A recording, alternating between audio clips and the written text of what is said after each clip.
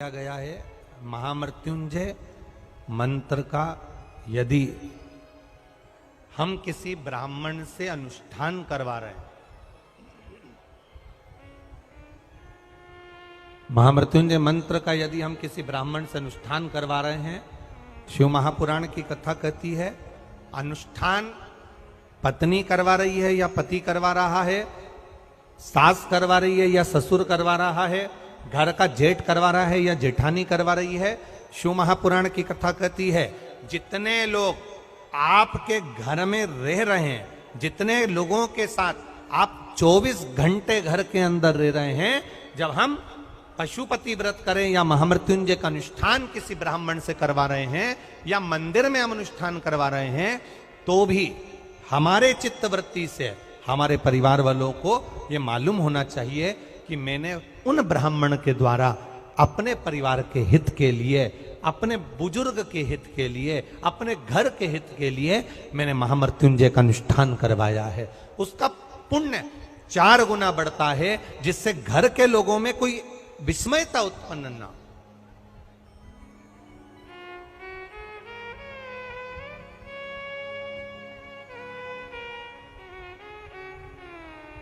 हमारे भीतर कोई विस्मयता उत्पन्न ना हो, हमारे मन के भीतर कोई भेदभाव उत्पन्न ना हो। और हम तो यहां तक कहेंगे, आप अगर शंकर जी के मंदिर में जा रहे हो, 1 लोटा जल चढ़ा रहे हो, शंकर जी के मंदिर में पहुंचकर 1 लोटा जल समर्पित कर रहे हो, तो भी आपके घर के लोगों को मालूम होना चाहिए कि ये पास वाले शिव मंदिर में गई है, मेरे पास के मंदिर में मेरा घर का बच्चा शंकर जी को जल चढ़ाने गया है, मेरा पति पास के मंदिर में शंकर भगवान को जल समर्पित करने के लिए गया है। ये घर के लोगों को ज्ञात होना चाहिए।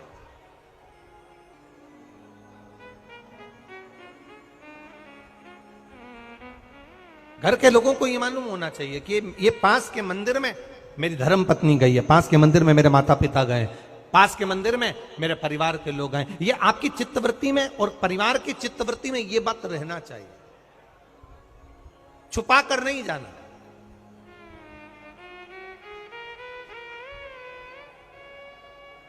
छुपाकर भगवान के मंदिर में नहीं जाना,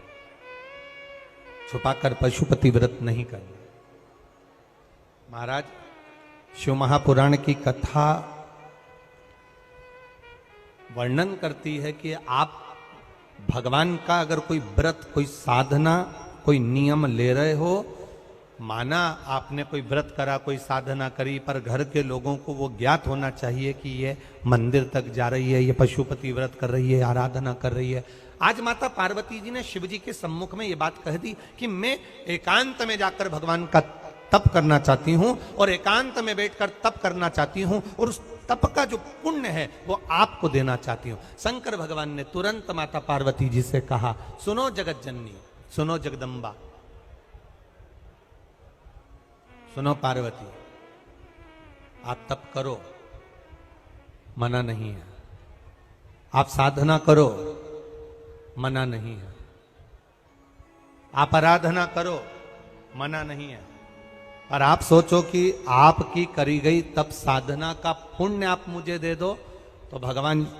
तुरंत कहते हैं पार्वती जी मुझे आपके तप साधना का पुण्य नहीं चाहिए, आप अपना पुण्य अपने पास में रखो, हमें आपका पुण्य नहीं चाहिए। अभी तक जितनी शिव महापुराण की कथा हुई, उस कथा में आज तक ये बात नहीं निकली जो आज आप लोगों के बीच में इस भोपाल नरेला विधानसभा में जो कथा चल रही है, इसमें ये कहना चाह रहे हैं। बड़ा ध्यान लगाकर सुनना। आप अगर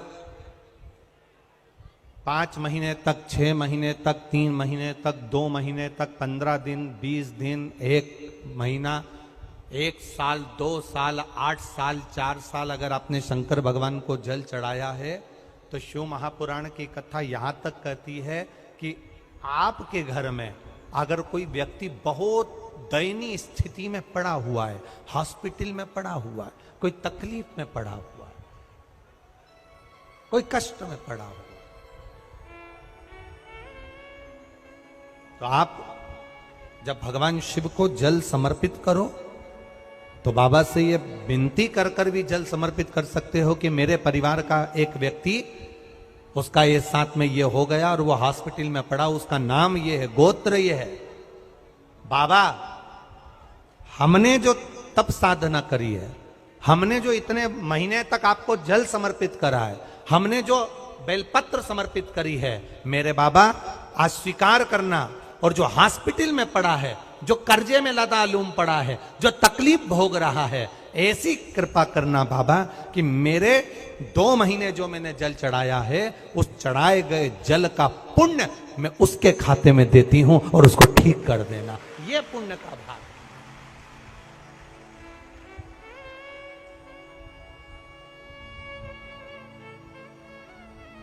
ये पुण्य का भाग है। आप अपना पुण्य भी किसी जीव के कल्याण हेतु दे सकते हैं। अब किसी ने एक बार ये कथा सुनी और कथा सुनकर कहा, महाराज जी आप कहते हो कि शंकर जी पे चढ़े हुए जल का पुण्य भी हम किसी को दे सकते हैं क्या? शंकर जी को चढ़े हुए जल का पुण्य क्या किसी को दिया जा सकता है? क्यों नहीं दे सकते? क्यों प्रदान नहीं कर